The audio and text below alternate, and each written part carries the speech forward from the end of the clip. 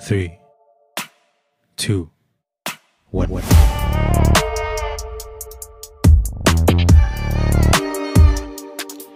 Hi mga ka-daily, welcome to another vlog. Kasama ko si Riley. Say hi Riley. Hi! Nasa loob siya and may papakita lang ako sa inyo saglit kasi may nakita kong slight problem dito kay Perla sa Forerunner natin. And it's really concerning and I think kailangan kong ayusin to bago siya lumala. So stay tuned, papakita ko sa inyo. Yan guys, so nandito tayo sa bubong ni Perla. And ito yung roof rack natin.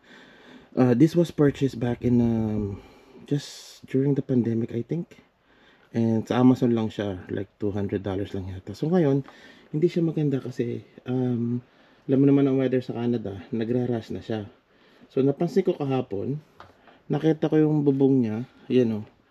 So yung pag umuulan, yung stain ng kalawang nandito siya.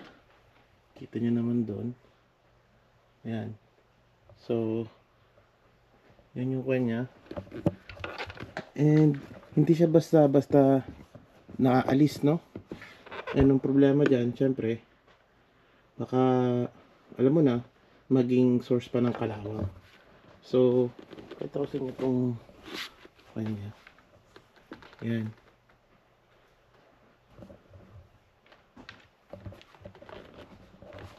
So, yan siya. And so, I think kailangan natin tanggalin yung roof basket natin. And then maybe we can change it to aluminum. And napakalaking help ng roof basket kasi pag may mga trip kami or we went camping and nagpunta kaming Quebec last summer, hindi kasi yung mga luggage sa loob, they go at the roof, di ba? So, ang hirap ng walang roof basket. And with that issue, it's I'm a little bit concerned. So baka kailangan nating tanggalin ng palitan ng aluminum. So tingnan natin kung ano mga pwede natin gawin, pero as of now dyan muna siya. Kailangan natin maghanap ng affordable na aluminum roof basket para palitan yan. So update ko kayo kung anong kuha natin mamaya, okay? Yeah, mga ka-daily, nagkita tayo kay Riley kasi invited ulit siya sa birthday party dito ulit sa X-Play. And ito sa mga ganitong panahon, umuulan ngayon. So kitang-kita nyo naman, basa yung sakyan natin. So pag nakita nyo yung taga lang. Yan.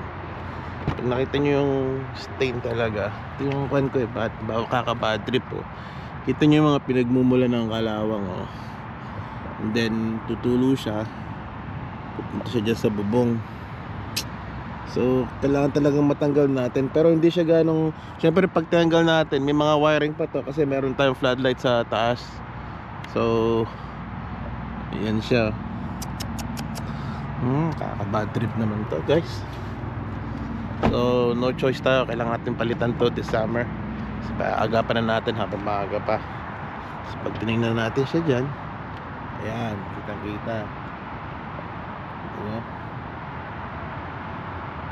Tapos syempre meron tayong awning, so syempre extra din yan na kailangan tanggalin pag nag-replace tayo ng roof basket. Pero yeah, so I think we're gonna go aluminum basket this time. So yun lang, pero hindi ko din gano'n naalagaan doon sa sakyan lately ever since nag-move ako sa Bari kasi laging busy. Ayun, syempre siya lagi din malayo biyahe, so kailangan alagaan natin tong sasakyan natin kasi kailangan natin to pag nagtatrabaho tayo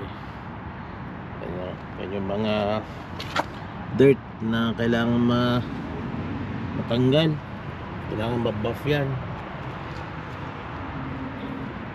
So yun lang guys, comment nyo lang kung may mga idea kayo kung anong magandang suitable roof basket na pwede nating ipalit ito kay Perla, na medyo okay lang yung presyo niya kasi we need to go aluminum kasi sa weather sa Canada Yan ang kalaban natin, kalawang, kasi extreme weather tayo. Gumagamit pa ng asin dito sa kalsada para ma-melt lang yung mga ice, pero lakas ng kalawang dito eh.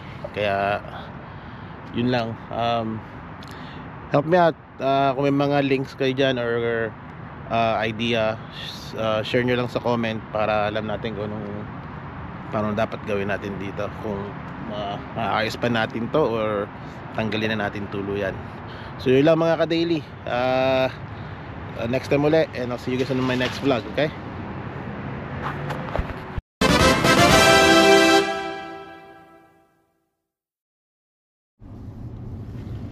You have fun? Yeah, What is that? my teeth. Let's see.